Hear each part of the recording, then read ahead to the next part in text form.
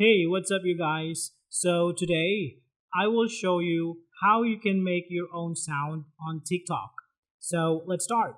So, first, let's record a sound. Now, we can do this by recording our screen.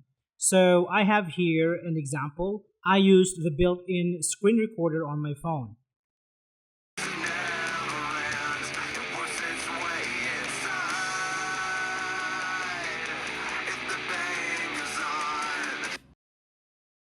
After capturing, you need to upload the video to TikTok. Tap on the plus icon and select the video from your gallery. Tap on Next and then Post.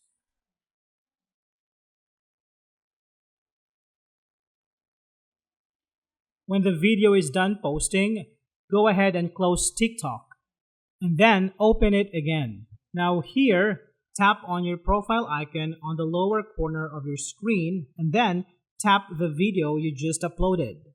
From here, tap on the lower right icon on your screen, and here you can see that you can use the sound for your future posts on TikTok.